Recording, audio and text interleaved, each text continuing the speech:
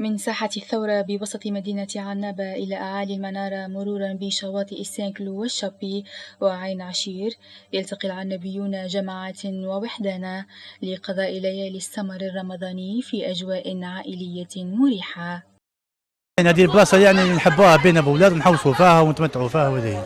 عنابة باهية، قعدتها عزيزة، يحب يجي لينا هنا. عنابة باهية والله في رحمة ربي، والله الحمد لله. عنابة ديما كيما كزاهية، ديما عامرة، ديما لهنا. رحمة ربي، والله في رحمة ربي، والله الحمد لله. والله تعرف نفطروا هذاك هو، من بعد كان نعديو ونقصروا شويه هنا في البولفار، عينا هكا فامي هكا على حساب الوقت، يعني مرة الكور، مرة البحر، مرة نخرجوا على عنابة. دائما المواطن وحتى الأجنبيات يقصدون هذا المكان، عنده شهر في الشرق الجزائري كامل وحتى في الوطن. والله بيان، والله الحمد لله، احنا الحمد لله ربي ونشكره.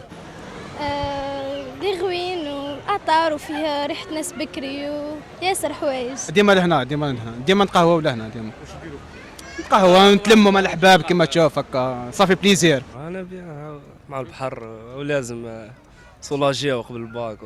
كل مرة وين؟